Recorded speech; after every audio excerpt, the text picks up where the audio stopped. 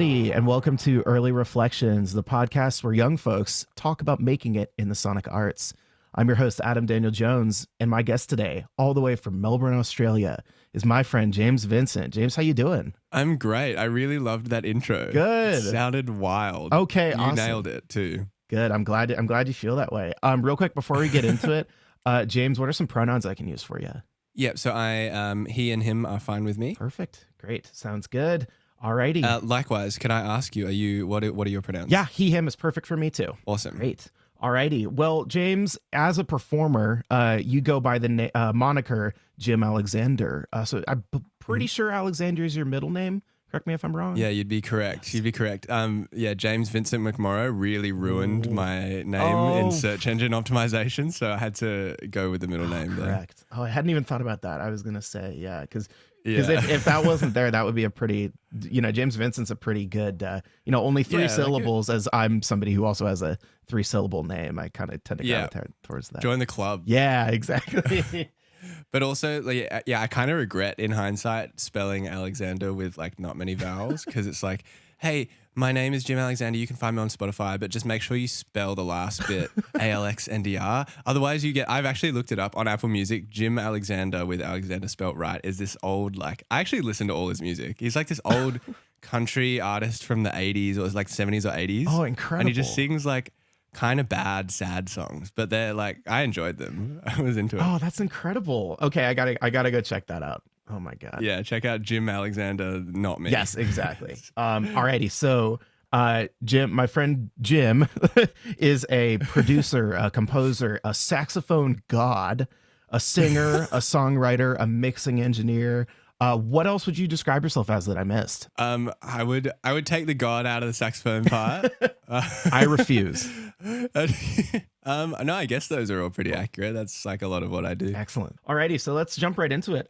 So tell me a little bit about your sort of musical upbringing in your childhood, and sort of how much music was a part of your childhood, and then sort of into your adolescence. What drove you towards considering music as a career path? Yeah, it's really interesting. I think I only really realized it in hindsight that I had an insanely musical upbringing.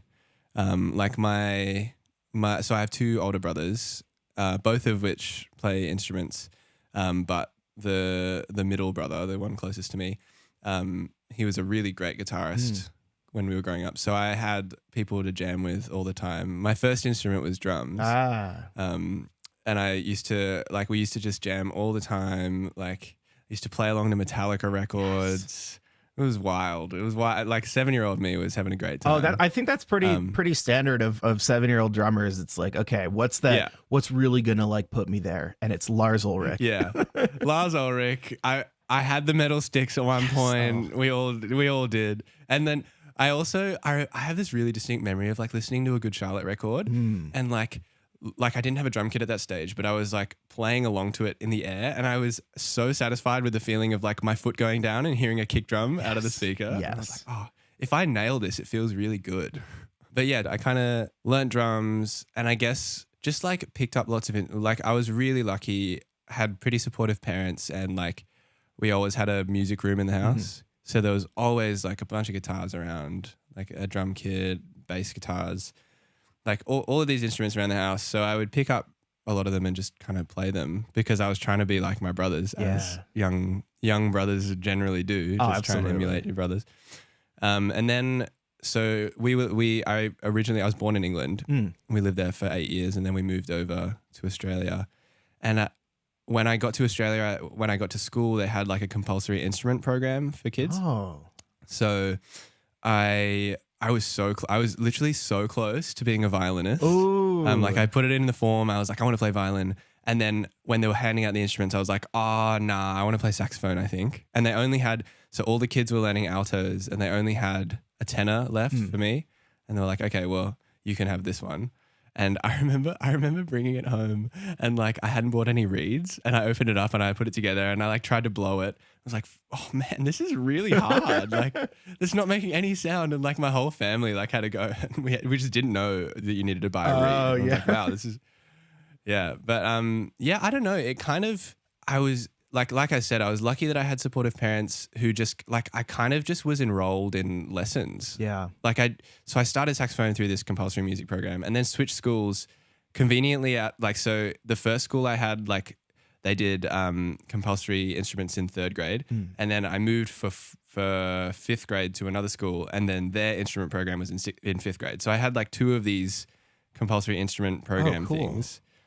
And then I just kept doing like piano lessons and I kept doing saxophone lessons, and music was kind of just this part of my life that I didn't have to think about too much. It's just something I did for the longest time. Like, honestly, I really didn't think about it too much until like I got to uni, really. Like I just did it all through high school. I played in a drum line in high school and like just was really involved in music all through school, but didn't like, I wouldn't say I've always been like, oh, I'm going to produce records and I'm going to like, you know, write songs. Yeah. I just kind of did the music. I did music in the way I could at that time, which was jazz saxophone. And then I think, you know, I guess as you get older, you start to learn more about yourself. And I started to kind of, I guess battle with figuring out what I wanted to do, because I knew that I, you know, really loved producing and really loved playing saxophone. And I think at one point I realized that if I wanted to like make a career out of it, I probably had to make a choice. Right. Which I'm really glad I did. But I think that was like one of the hardest choices I've ever had to make, which was, it was good to come to terms with. I guess I kind of made it when we met at Berkeley, really. Oh, like yeah. That was around the time where I was like, oh, I should just produce more. Right, definitely. So that actually leads me perfectly into the next thing. So would you mind telling our listeners sort of the impetus of our meeting? So we already covered, we both started about the same. I think you're about a year older than me, like age-wise, but I think we started at Berkeley around the same time. Yeah, so I went there after I'd finished my degree. I went there when I was 20. Yeah. When I started. But yeah, we met. We were in Matthew Davidson. Oh, what class were we in together? It was a Matthew Davidson class. I think it was modular functions. Yeah. Which is a great class. So for the listeners, so modular functions is essentially one of the first, it's in the first batch of classes they have you take in the electronic production and design major at Berkeley. And it is solely about learning signal flow of modular synths and sort of how sound in like is the building blocks. Like modular synthesis is sort of the building blocks of all like modern day synthesizers. It's a really incredibly good class especially for building those fundamentals.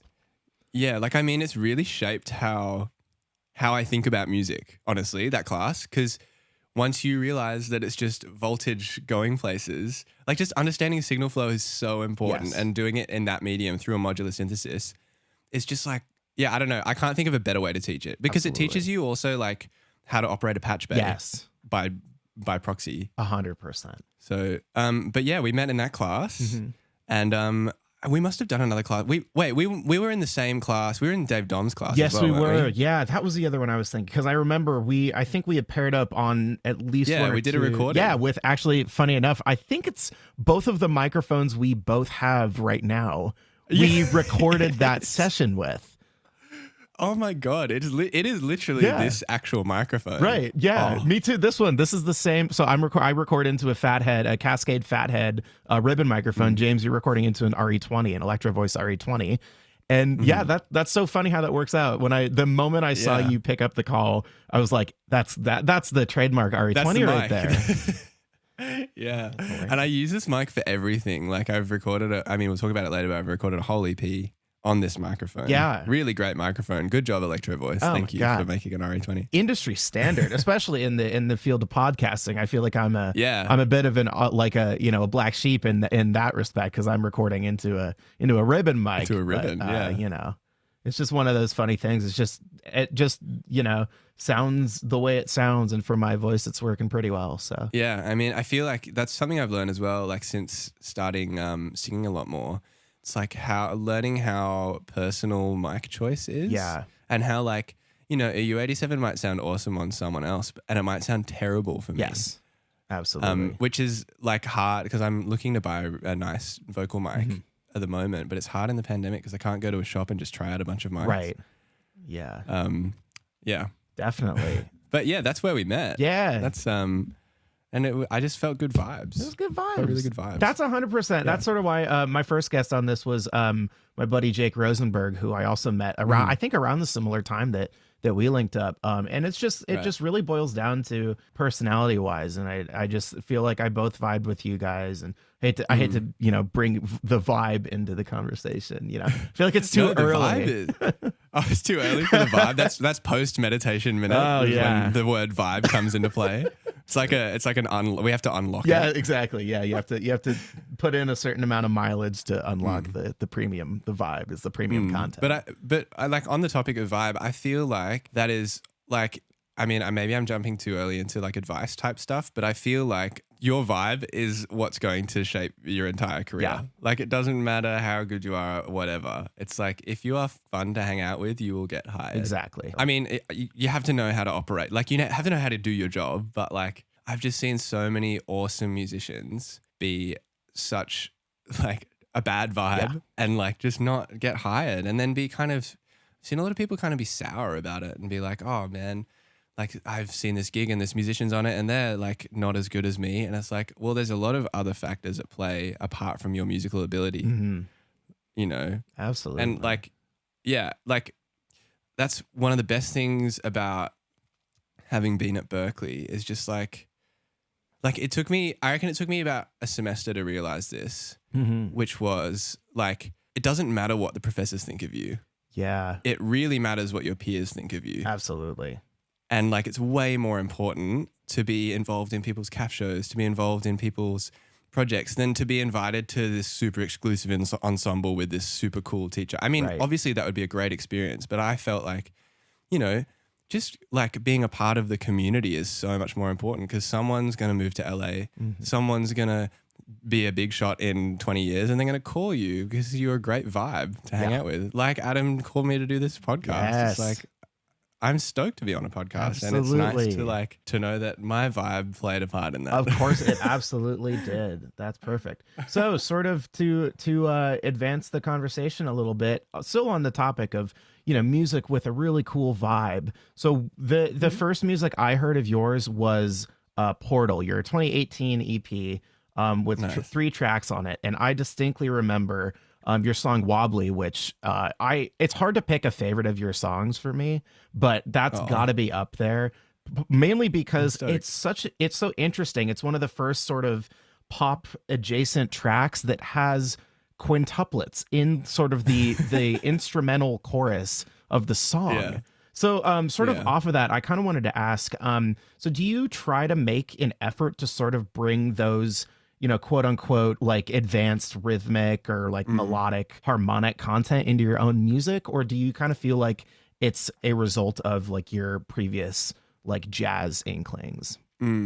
I feel like when I was making that music, when I was making instrumental music, and especially around that time, like 2017, 2018, it was really at the front of my mind. And I think the knowledge of that information came from my jazz background, and like I got really into weird subdivisions and practicing that kind of thing, and it was like a big part of my musical vocabulary. Yeah, and I think for a period of time, I was really consciously trying to be like, I was like, man, why don't I just try and put complexity into digestible music? And it's like, you know, basically what Jacob Collier is doing, but on a much less complex level. And you're not trying to like restructure tunings. You're not trying to like go into that kind of stuff. And like, I think looking back on it now, like that's very not part of my process at the moment. And I feel like I'm glad I did it, and I'm glad I went through it. But at the end of the day, it's not, I feel like this could be a really big statement that is wrong as well. But if you're making music with a musical device in mind, you're not as close to the emotion as you could be. And for me, recently, music making has been all about conveying emotion. Yeah. And I've been really trying to focus on that. So yeah, I don't think about it anymore, but I'm really stoked that you picked up on it. Yes. Like, when I was making that song, I was probably like, I really hope someone's like, oh my God, there's 5 notes in one beat. That somebody was me. I'm so And it was stoked. me because right around the same time I was taking so at Berkeley there is a notorious drum instructor named Kenwood Denard. Yeah, I'm sure you Right. probably know him. I was taking his Yeah. polyrhythms lab, which sort of goes in like directly into like weirder groupings of notes and Mm, odd time signature stuff. So that song kind of came to me at the perfect time because I was like, hey, it's nice. quintuplets. You're talking about those. Yeah, you're in like prime quintuplet recognition Yes, zone. exactly. That's perfect. Yeah. Well, I tried. I was also like really into like before I was making electronic music, I was trying to like practice playing like quintuplets over swing kind of thing. Mm, Like I was really just into things that felt odd. yeah. And like, but the cool thing about quintuplets is they feel odd, but they feel measured at the same Yeah. time. And I think that kind of juxtaposition is a really interesting feeling musically. Oh, definitely. Um, but yeah, I don't know. I'm kind of in a very different place now Cool. musically to where I was then Yeah, and for we'll sure. we'll talk about that much more in depth sort of after the break of Mm. this. But yeah, again, is sort of a quick aside. I was looking on Spotify.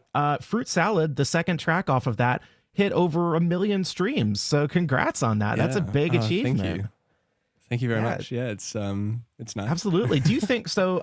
Again, a sort of other question is, do you think there's anything like specific about that track that made it, that made that sort of massive amount of streams possible as opposed to the other Mm. ones? I think unfortunately a lot of it is luck. Mm, Like the reason that song, the main reason, like I've listened back to them and I do think that Fruit Salad, in hindsight, it's like I think it's a great song. Like I think it's interesting. The structure changes all the time, but there's catchy enough. Like it's literally one melody the whole time, but there's all this stuff going on underneath that makes it interesting to listen to. So I think that's a part of it, but it mostly it's been on one Spotify playlist since I released it. oh, yeah. And I feel like from my experience that tends to happen. Like you release a song, it gets put on a Spotify playlist. If it's not like a really active one, it seems that Spotify just kind of leaves it there Mm, and doesn't really update the playlist. yeah. Or they really like Fruit Salad. I don't know, but from my end, it just looks like it's been on this playlist for like 2 years straight. Yeah, definitely. It's kind of fun. I was talking So to somebody in my own free time. We were just sort of talking about how those algorithms sort of work out that way. It's a mm, weird, kind of hard, like pretty impossible beast to like tame or like know its yeah, behavior. Who knows? Again, like I could, it very well could be me listening to your music 20,000 times every month, which it mm. probably is. Because I do tend to listen to your music a lot.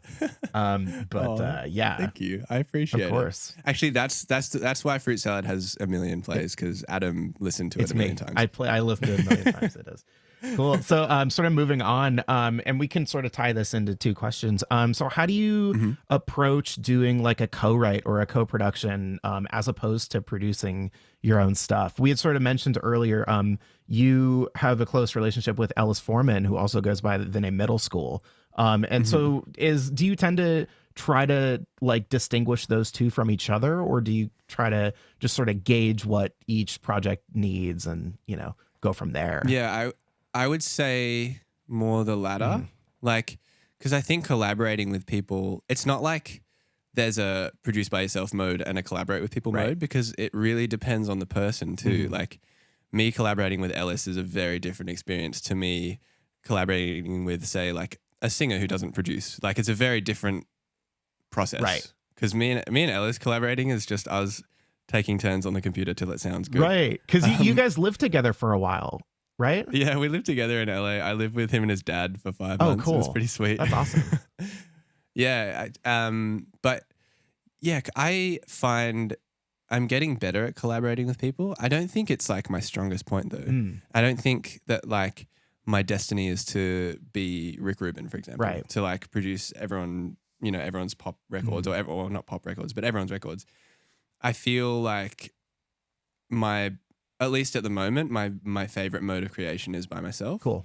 Um, maybe that's because I'm a control freak, or maybe that's because I'm not good at expressing things in words and better at just operating Ableton. But for whatever reason, it's kind of where I've found myself at the moment. But I'm trying. I feel like I've landed in a place where I'm not trying to prove myself anymore. I feel like I'm not trying to prove myself anymore. And I feel like that's opened me up Yeah. to collaborating more as well, because the music, I think when you're in a place of trying to prove yourself, the music isn't at the center of the thing. Like you're trying to do a good job of someone's production. Yeah. Or you're trying to get a cut or whatever. And it's like, as soon as I stopped thinking about that and stopped caring about, I mean, I guess I still care about it, but I remember like I would go into sessions, like I did a writing trip to Sydney a year ago, and they put me in a couple of sessions and I was so stressed. I was like, oh, this label's putting me in a session and like, there's an A&R there and I really need to just like prove myself. And it's like, if you go into it with that attitude, you just don't make potent music. Yeah. I don't think. It's not necessarily going to be bad music. It might be really good music, but it's not going to be a reflection of what you're actually feeling at the time, because you're not present when you're like trying to prove yourself. Yeah. You're in the future. So yeah, I feel like I've started to let go of that, and I feel like I've become a better collaborator because I've started to let go of that. Definitely. Yeah. And sort of as a quick aside, that's something that I kind of see in your music, sort of in an indirect way. Obviously it's expressed through a medium that's purely sonic, but there is still really vivid sonic imagery of like finite spaces in your music, which I can really tell. For sure. I like room reverbs for sure. Room reverbs and the ambience field recordings, everything, like, especially like bird sounds in your early stuff on the Portal EP, all over that. It's just really interesting. That's sort of something that I had talked to Jake about last week, and something that I sort of grapple with in my own like workflow is like the need for like tying yourself to spaces, and the need to be like willing to sort of let yourself either go with a certain space or let yourself engage more with other spaces, and like whether or not that's even an option, because there's so many factors, like you were saying with how stressful one of those kinds of like writing trips with A&R and all the label people can be. It just inherently, I feel like it adds another sort of dimension of, maybe it's stress, maybe it's anxiety, whatever. It's going to come out in the music regardless, I kind of feel like. Yeah, I think that's so right. And also, I don't know, maybe this is an unpopular opinion, but I just like hate references for writing sessions. I think it is honestly like, I'm so not a fan of like A&Rs emailing you being like, hey, we're looking for a single. It's like, fuck. Sorry, I'm sorry.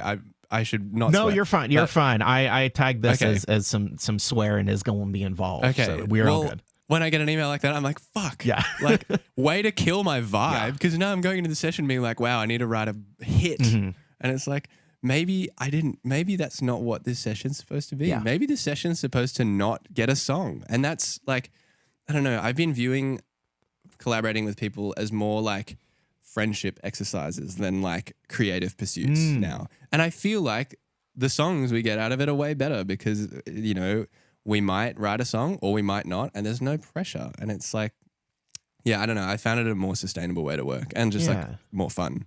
Yeah, definitely.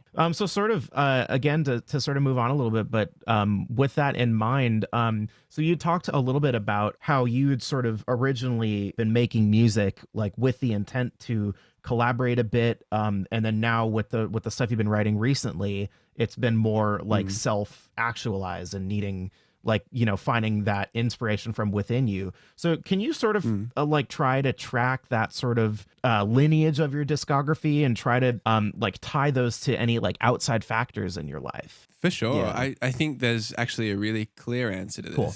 And so I was making instrumental music from the start. Yep. And that's kind of where I found my place and I felt comfortable there.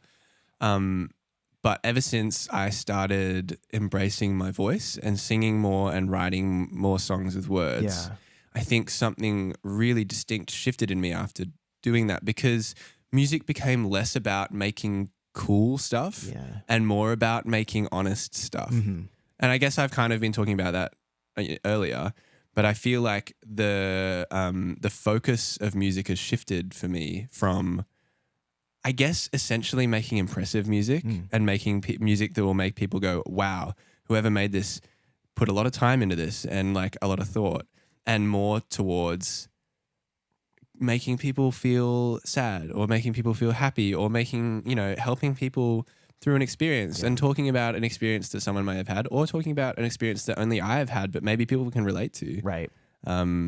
So yeah, I think before I started singing, I felt like I needed other people's voices to have a career in making meaningful music because I wasn't expressing, my thoughts and emotions through words. Right. But then I started singing and was like, oh, it basically shifted from me wanting to be a producer for people to me now just being comfortable being an artist. Right. Absolutely. Yeah, and it was like insanely liberating, like for both my creative life and my like actual life. Yeah. Like I feel like it really helped my mental health. It really because I learned that a lot of singing is confidence. A lot of singing well is just like believing in yourself. Awesome. And I feel like that translated into my life as well. And like I just am more, maybe I'm just insanely arrogant, but I just feel a bit more self-assured and like a bit more like I said earlier, like I'm not trying to prove myself because I feel like, what I have to offer is what I have to offer. Mm-hmm. And, it's not good or bad. It's just what I have in it. And you as an artist or you as a producer or you as an A&R or whatever might like it, or you might not. And that's like, I've come to accept that. Absolutely. We're going to talk a little bit more about that, like specifically with your ventures into singing and everything. But first, we're going to take a quick break, and I'm going to throw it to Meditation Minute. Yes, let's do it.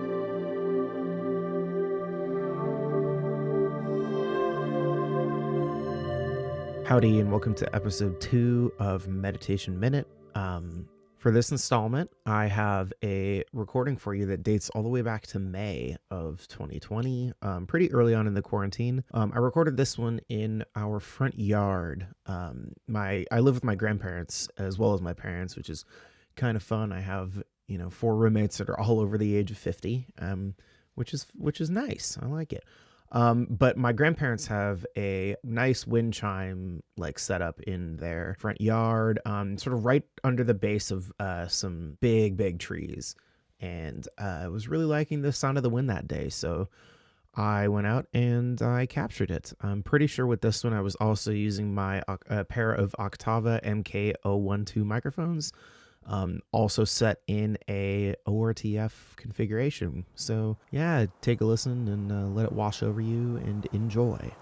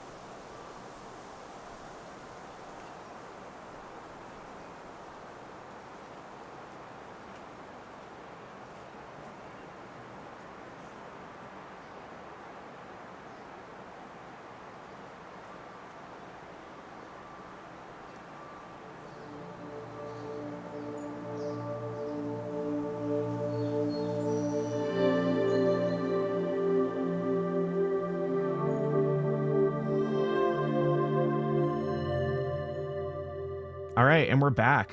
So we're gonna dive a little bit more into your album specifically. So the album is called Retro Future Love Sound Machine. It was released Nice, 2019. It was such an incredible album to come out when it did, because in a year, again, I put it in my list of like my top 10 favorite albums of the year. Just not only because you're a good friend, but just because it's so incredibly interesting. Like it touches on everything from like neo soul to drum and bass to even stuff like musique concrète. Like it was really interesting, and all within the span of like 22 minutes, which was really incredibly impressive. So I commend you on that. Thank you. Yeah, I appreciate so it. Sort of it's a lot of information. Yeah. So sort of take me through like conceptualizing the album and like any challenges that came with it. I know we had talked a little bit about your singing voice, and there are tracks on the album such as Golden Girl or Worry that really centrally feature your voice. So Yeah, if you want to tie that into there as well, I'm just curious for sort of the sure. headspace you were in. Yeah, well, it was an interesting process just because it wasn't like I'm going to make an album with all of these things in it and go. And then I just did it. It was kind of like, it was just a bunch of, I just feel like I've passively, or I guess not passively is not the right word, but like I've actively been working on music all the time. And I feel like intermittently I'm like, maybe I should put something out. Hmm. And then I look through all the things and I'm like, oh, these things kind of fit together. And like, this all makes sense in a narrative. I'll make an album that does this. Yeah. But yeah, it was just like a weird process of, because when I finished it off, I had just moved to LA, so I was living in Ellis's dad's house, and I just I didn't have a job because like when you're on OPT in the States, Yeah. which is like, because I'm not from the States, so I was on my student visa still, so I couldn't for example, I couldn't work in like a Subway or something. Yeah. So I was getting up every day with I was working, and we'll talk about it later, but I was working in a studio in LA with a producer. So that was kind of like one of my quote unquote jobs.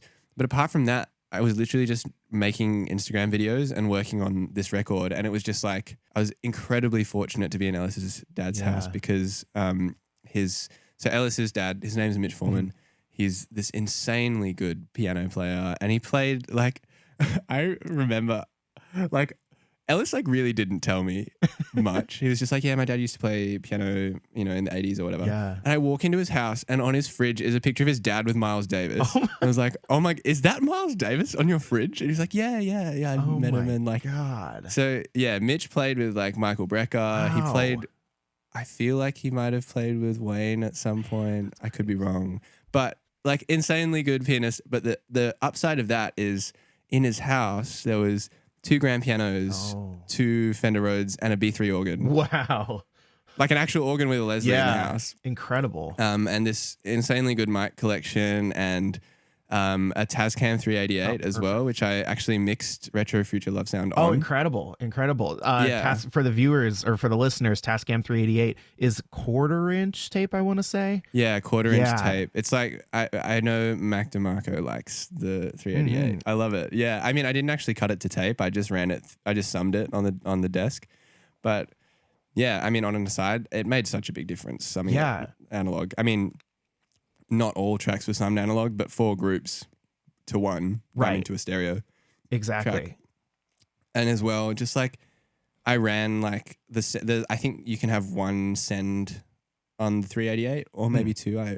I might be mistaken, but we had that sending out to this shitty digital Roland reverb. Yeah. And it's just having having as much unifying elements as possible. Yeah. Anytime you can break out of the box, I'd recommend you do it. Yeah. I mean, at least in my experience, especially because that record wasn't the most hi-fi sounding record. I could do things like that and it wouldn't affect the aesthetic of the record. Right. Absolutely. It actually would perfectly fit into that aesthetic. Exactly. I feel like smashing the Transformers on a Tascam desk is exactly the vibe. 100%. Real quick, sort of as a really, really nerdy kind of niche thing. So, yes, please. Second part of Golden Girl, the piano, was that using the pitch wheel on the tape machine, or was that all manual in Ableton? Yeah, it wasn't that interesting. I wish I did that. But yeah, I recorded. So the good thing about having grand pianos in the house is I record actual piano. Yeah. So I recorded that whole thing in 1 key.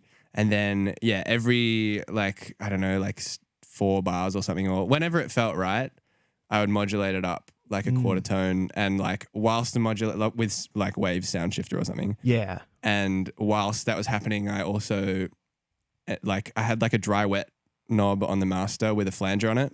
So it's every time the key shifts, the flanger kicks in as well. So it feels like you're on a spaceship or whatever. Yeah, absolutely. Workflow. That is a workflow golden hot take right here on Early Reflections. You got to take them, Wave Sound Shifter. Oh my God. I've been wondering about that I keep meaning to ask you about that. So I'm glad I figured that out. Oh, I'm stoked you noticed and asked. Sound shifter on the master. Actually, that's a hot tip. I learned that from Ellis. Yo. Sound shifter on the master is actually so good. You finish a whole song and then you just change the key with sound shifter and some weird shit happens with transients as well.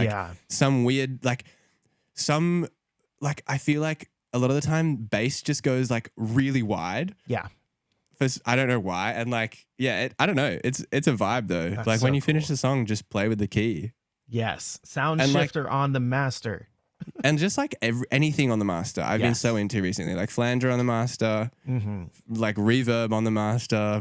Just go. I mean, not Yes. reverb on the master. That's an exaggeration. I don't do that. I feel you. Okay, so I had initially had another question before this, but I think it's a perfect way to segue. So Okay.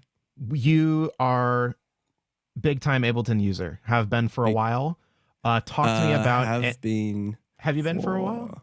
Yeah, for a while. I started on Logic, but yeah, Okay. Ableton for like the last 5 or 6 years. Yeah, word. So talk to me.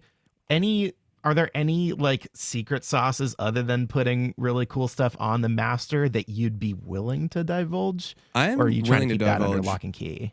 No, I'm so not into people having like secrets. Me Like too. it's kind of like, I don't know. For me, it shows, and I could be wrong, but it just shows like insecurity. It's like you're not good because of your secrets. You're good Right. because of your ears and your And your heart vibe. It And your goes back vibe, to your exactly. vibe. Exactly. I don't know. There's a lot of like really well-known secrets that I use all the time, like beats mode Yeah. and like the transient shaping in beats mode's a big one. Mm-hmm. I like to often take like textures. So say like a recording of someone ruffling some paper, for example, Mm-hmm. and just quantize that to whatever grid I'm on.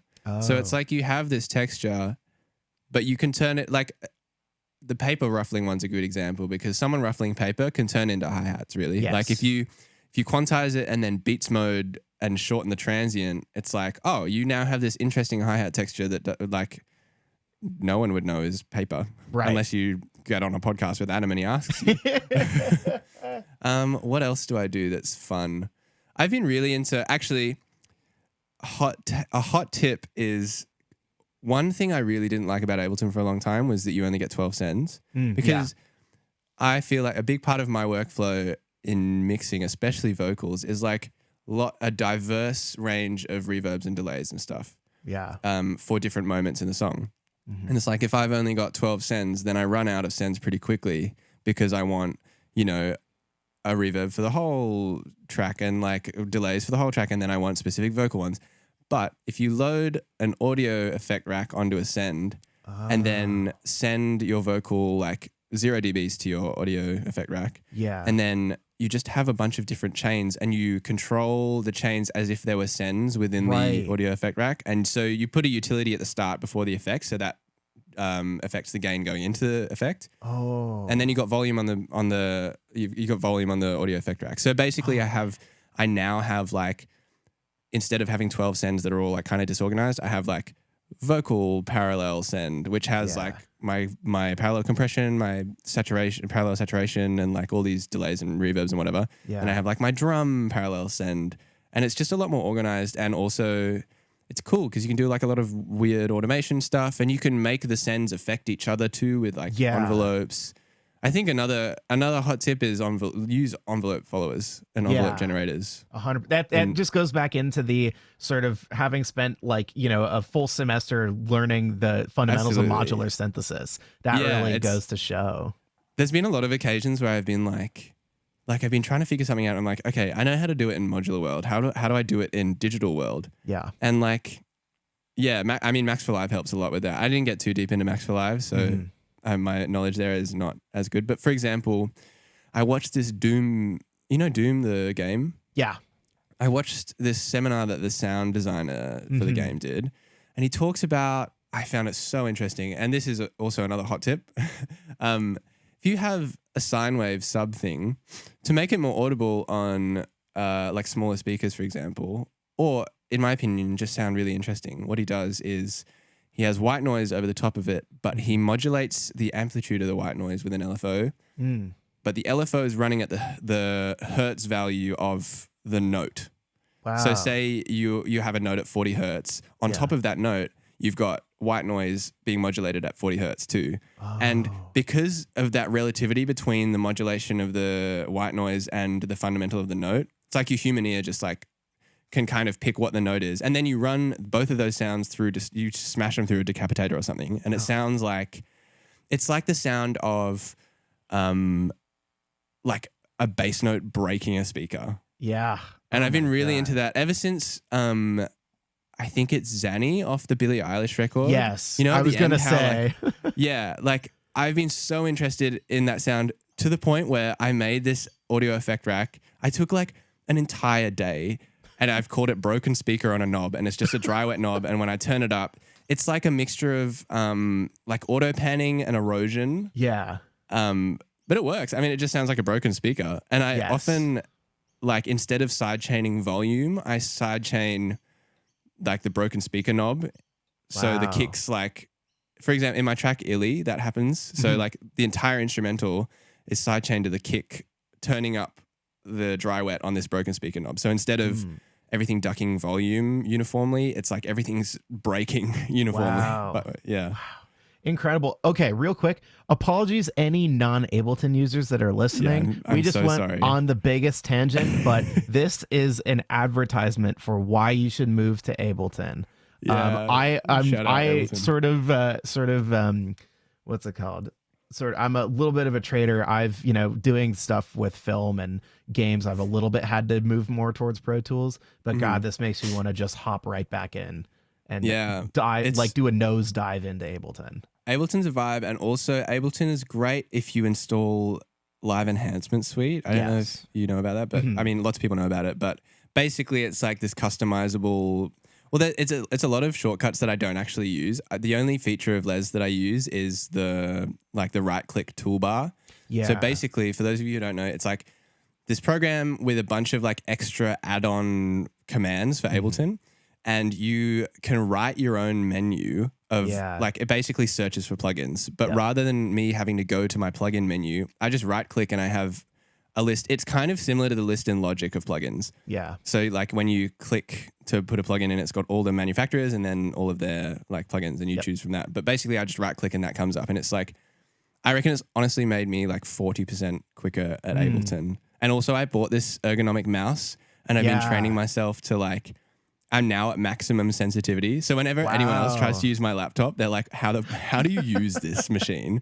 But it's like, I think, yeah, last hot tip, like just getting really fast at your DAW is Yeah. such a, I don't want to say important because it's not necessary. It's not necessary, but it's really good for Yeah. workflow. And it's time Like, saving too. yeah, time saving. Like there's just less barriers between you and your creativity when you're really proficient at. It's like practicing scales, but Absolutely. for Ableton nerds. Yeah.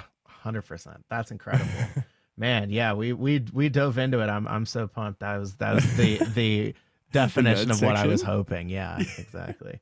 All right. So sort of to move on a little bit. So Mhm. I remember I have a specific story that I remember, and this will sort of tie us into the next thing. So I remember it was pretty close to the time that you were about to leave Berkeley. I remember walking through the Mhm. halls, sort of in the back part of 150 Mass Ave near the printer room.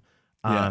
The Berkeley hang. kids, what's up? But if you're not a Berkeley kid, it was just lounged by a printer. Yes.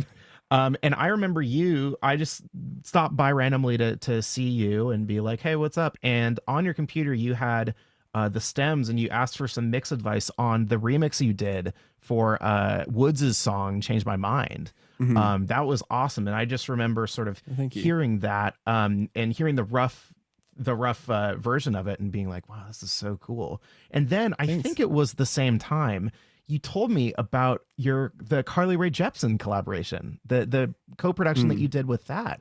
So I was just curious. We sort of talked about this a little bit earlier, but if you don't mind talking, like letting us know about sort of how those opportunities arose, and then Mhm. maybe specifically to those projects, like what you brought. Yeah, for sure. That's a great question. A Mhm. really good question. Cool. Because I think the Carly one was a really good lesson for me. Mm. Because so at that time, I'll speak on the Woods one first because it's Sure. a shorter story. So Woods is an Australian artist, and I guess we have a lot of mutual friends. But she Yeah. just put out on Instagram, she was doing like a remix competition. Mm. So I was like, sure, I'll remix a Woods song. This song sounds great. And at that point, I was really into remixing stuff. So, and I distinctly remember, so at that time I worked in the Berkeley labs. I was kind of like tech support. Yeah. And I remember I was in a film scoring lab when I was making that. And some guy was I was using these headphones, which are open back headphones, and some guy was like, "Can you like turn it down?" Like I was jamming out trying to make this remix, and all of these people are trying to get their projects finished for like scoring How to Train Your Dragon or whatever. Right. I know exactly the lab you're talking about. It's very Yeah. like, film scoring majors, like, jumping back and forth between like, having to sit and like really think about, orchestral stuff. And then I'm just Yeah. imagining you like banging that out Like in the between corner. that from my headphones, you just see like I was like, oh my God. Oh, Yeah. man. But yeah, that just worked out really well. Like I guess she just saw it and really liked it and then released it. And it was, yeah, I'm really happy with how that remix turned out. Awesome. Taught me a lot about what complex pro mode sounds like on Ableton when you're like warping vocals. Yeah. Cool. Yeah. And I think it taught me, like, because since then, generally when I try and do a remix and I get sent an a cappella, the first thing I do is change the tempo or change something about the structure of the music. Yeah. So like the tempo or the key.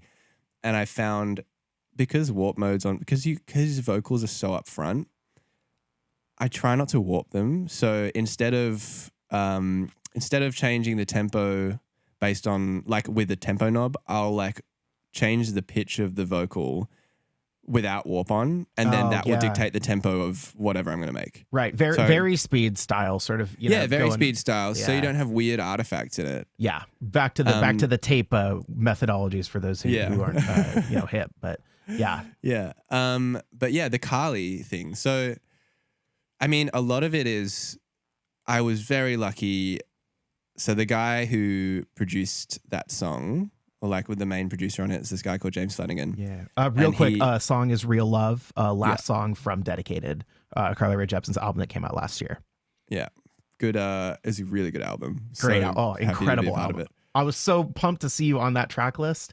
Oh my God. because I should not have gotten a producer credit on that. Like I did additional production at most, and it's like that has been such a blessing as well, because if you look on the Wikipedia, I'm the first listed producer because alphabetically it's like Jim Alexander. So I actually have that pulled up right in front of me, and I'm before Jack Antonoff on that credit list. You are. Oh my gosh. It's so funny. Jack did a lot more on the record than I did, I'd say. But yeah, back to how it happened. So James Flanagan was the main producer on that track.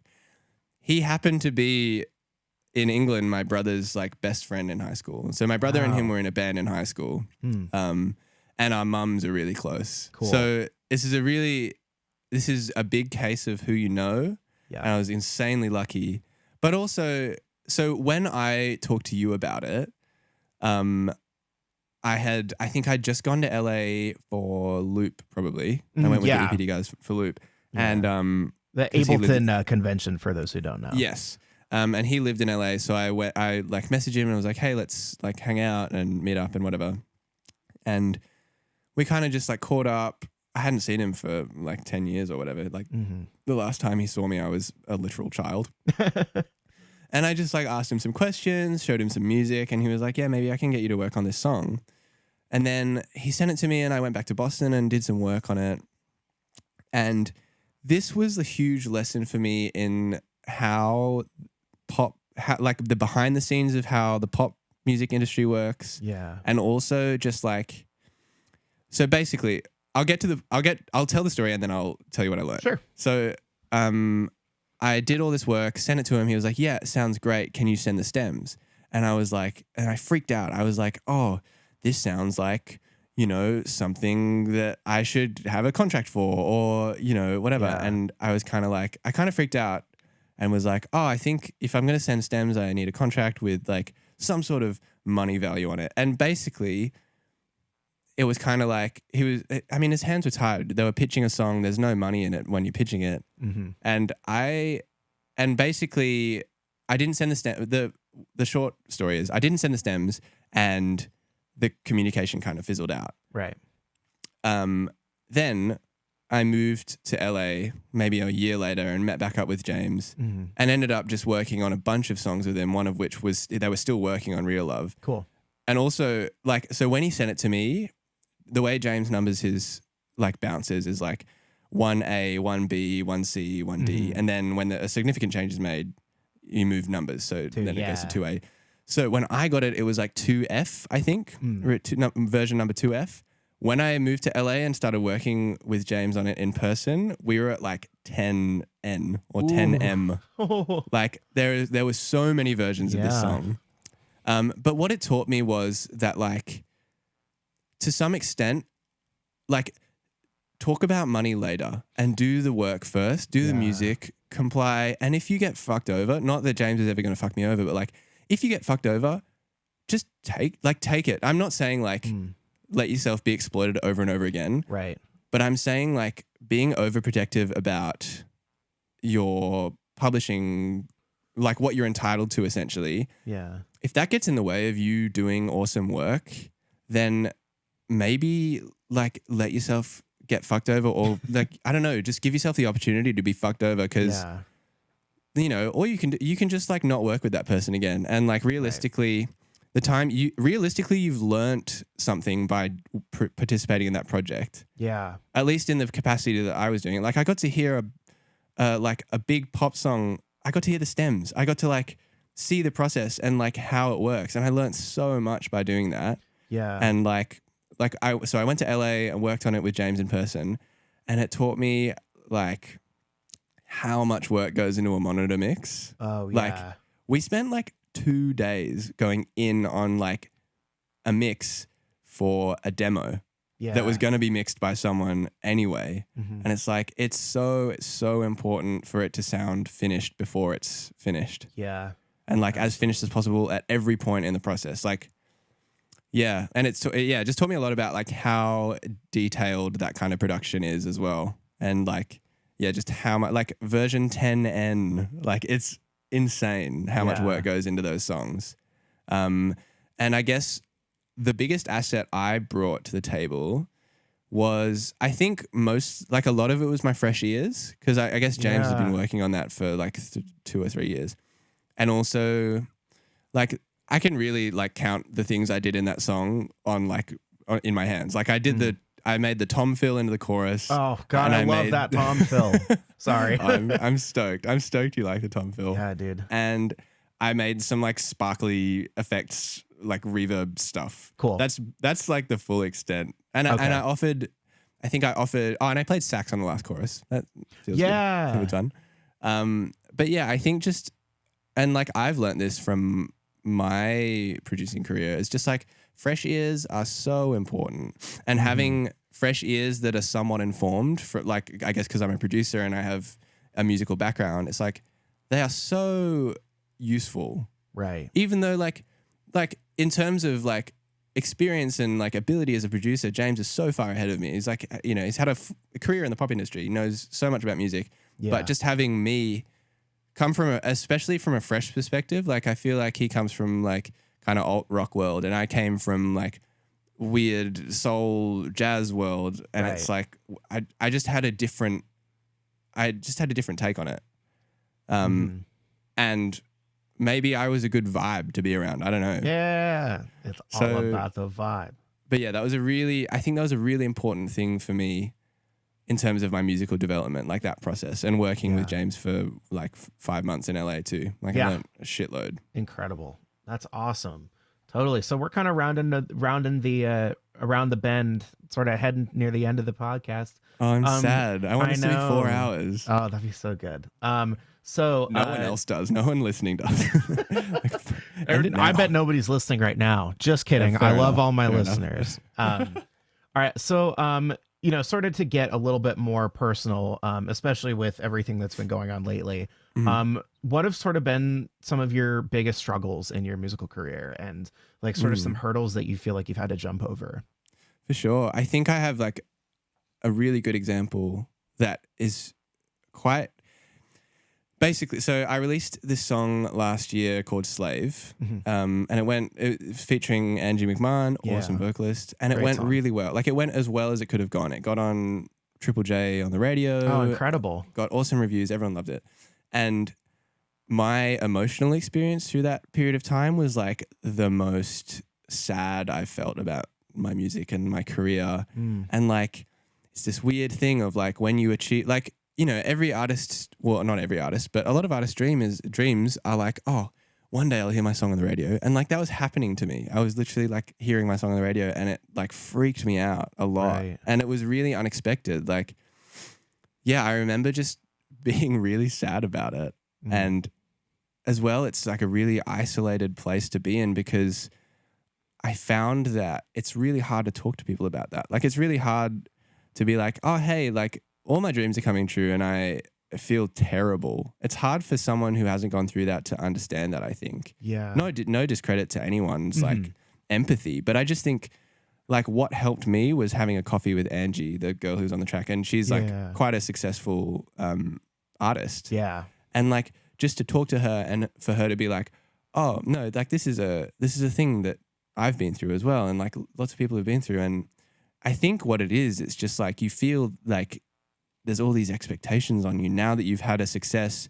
Anything that isn't a 5-star review is a failure. Right. Past that point. Yeah. And yeah, it was really hard for me to disconnect from that feeling. And I feel like after that song came out, it was hard for me to kind of get back to making music again. Definitely. For a little period of time. Like it just felt really daunting. Yeah. So yeah, it took me a little while and like a lot of like personal work to kind of work through that and just come to terms with like just being okay with maybe I release a song and no one cares about it, but that's kind of cool. That's fine. Like, yeah, I think that experience, whilst being really hard, made me disconnect from the results and the statistics a little bit more. And it's also like, it sucks when something's going well. I felt really gross because I was like looking at the numbers all the time.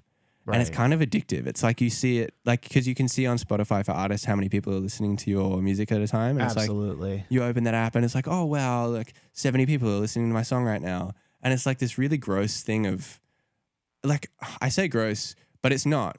Like, I don't want to make people feel bad for doing that because, you know, it's a thing that we do. And like, yeah, there's it's no something reason we've had to get used to. Exactly. You know? And but I think having that experience allowed me to disconnect from that. Yeah. And absolutely. now I don't really do, or I'd like to think that I don't really do that, but I'm sure my ego takes a hold in some points. But I think the experience allowed me to disconnect from my ego a little bit more, which is kind of where I'm trying to get to. Totally. Yeah, it's something I definitely still am working on too. Like especially looking at those views and like seeing people, because you know I feel like both of us are, you know, people who are very, you know, not necessarily externally motivated, but it's like that sort of gratification comes from, you know, it's acceptance, and it's especially when it's something that's tied so personally to like, it's a chunk of yourself, you know, it's putting like really the most concentrated like artistic end product out, and it really is like tied to you. So it's seeing people's reactions to that is like a guttural response, you know? Yeah. And I think the depressing thing about something going well is you get all these insanely positive reactions and nothing within you changes. Like you think that that's going to fix your entire world because everyone's accepting you and everyone's like raving about you, but you know, nothing in your life changes apart from maybe you get some revenue from radio and maybe, you know, you get more opportunities. Right. But yeah, I don't know. I think it's just like spurred me more to find happiness from within rather than it's such just like a external complex thing. Like you really have to, again, like revert back to your own acceptance of where you're at, where you've been, like where you're going. You know, it really relates to that.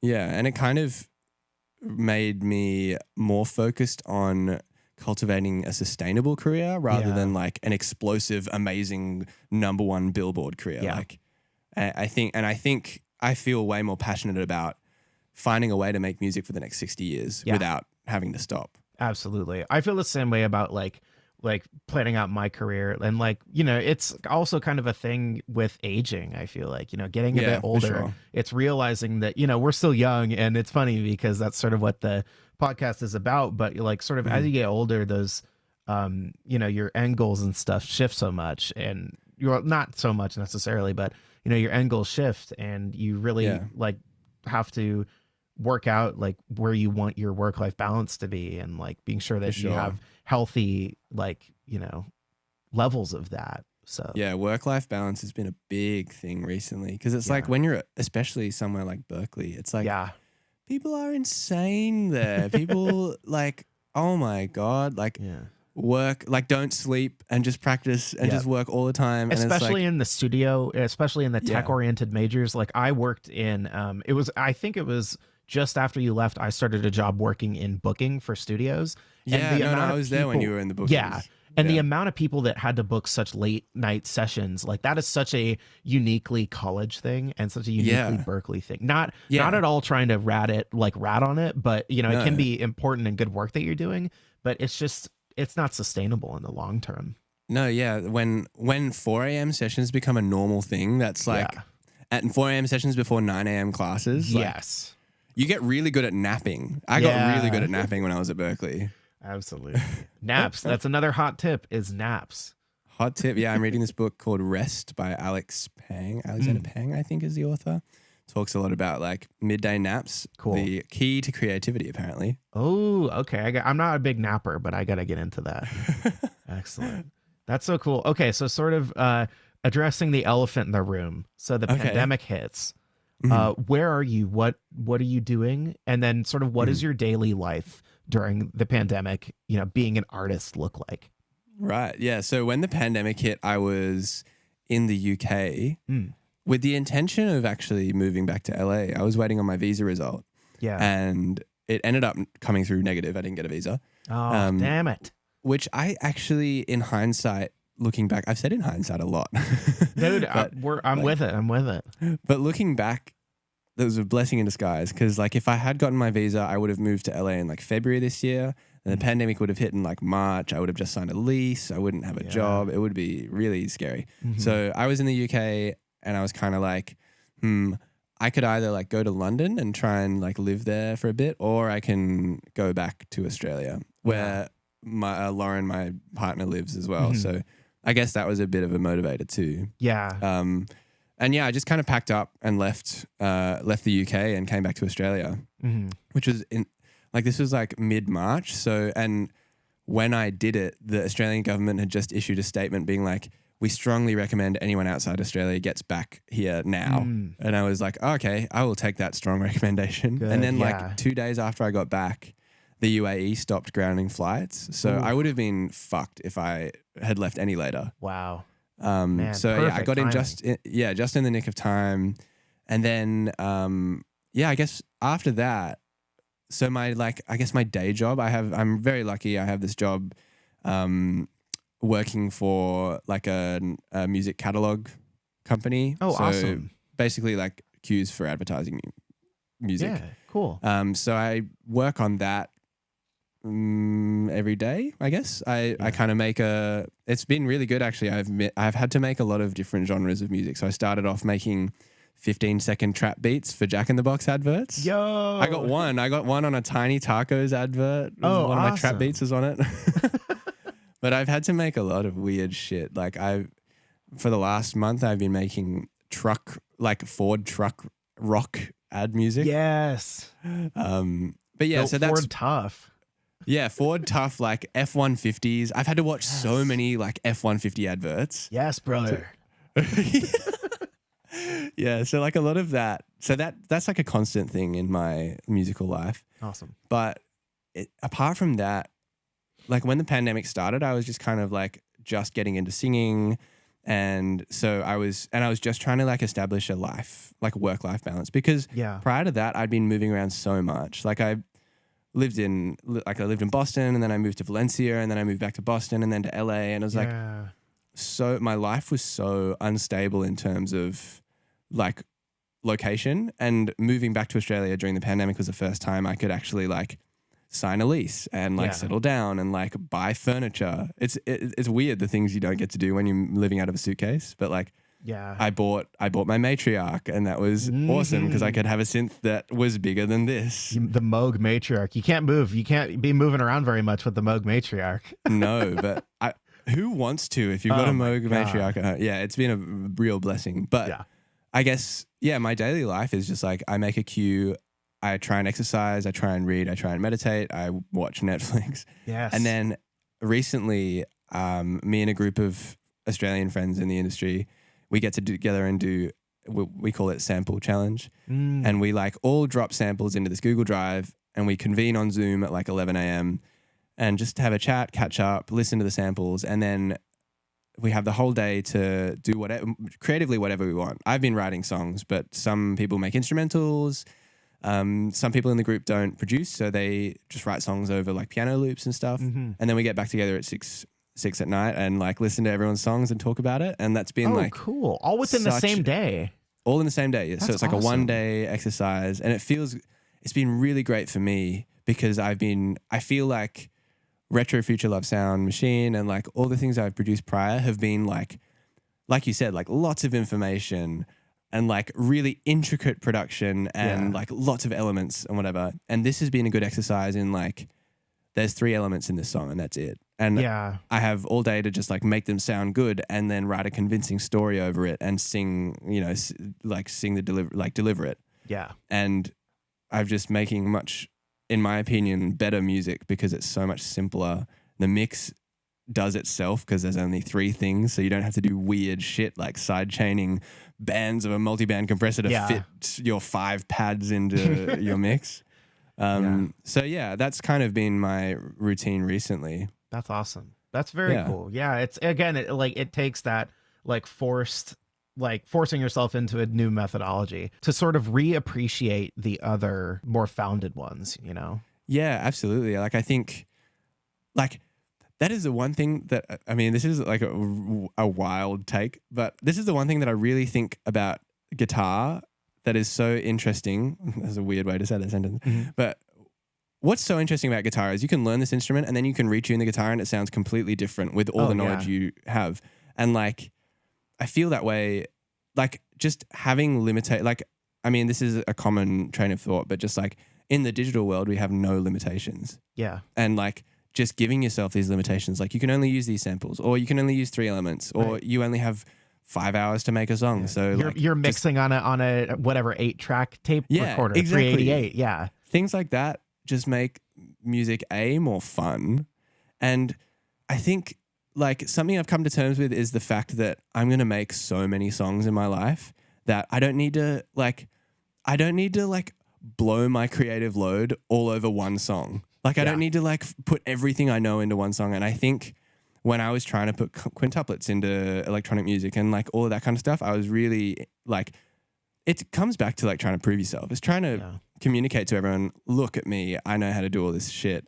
And it's like, when you come to terms with that you're going to make so many more songs, I feel more at peace with like, oh, well, this song is trying to convey this one emotion and like tell this one story. And I'm really just going to try and make everything serve that rather than serve my ego of look at how cool this modular synth sound that I made is. I'm going to plop it in here and you're going to listen to it. It's like, I don't know. It was a really good realization for me to come to. And I think it comes back to that whole like focusing on sustainability rather than explosive career stuff. It's like you don't have to change the world with one song. You can just write as many songs as you want. And I think by nature of just consistently writing, you'll have that one song that changes the world. Yeah, absolutely. Man, that is the perfect way to cap out this podcast. James, I want to thank you so much for being the guest on this week's episode. So where can the audience find you real quick? Any plugs like social media wise? My address is 9. No, I'm not very active on Instagram. But I will, if you send me a message, I might see it in the week that you send it to me and I may respond. You can find me on Instagram and Facebook and all of those things, or you can, just reach out to me. I like talking to people, and also I like sending demos to people. Honestly, if someone was like, can I hear demos? I'd be like, here's a SoundCloud link. Have a listen. Enjoy. That's incredible. For the audience, this is your homework for this week. Go listen to Retro Future Love Sound Machine. It's absolutely mandatory. Oh, I appreciate it. Now you know the secret behind the pitch shift in Golden Girl. You can, and also another secret about the record, the Retro Future Love Sound Machine, the track is actually, maybe you were in the class. We had to make a Music Concrete thing for Matthew Davidson. Oh man. I literally just took my project and double timed it, and that's what Wow. that track is. That's incredible. Oh I man. really made use of the things I made in EPD. Like I sold the sample pack we had to make. Yeah. Oh, yeah. I know. I was gonna. That's another quick plug. You have a really cool sample pack out there. Go find that.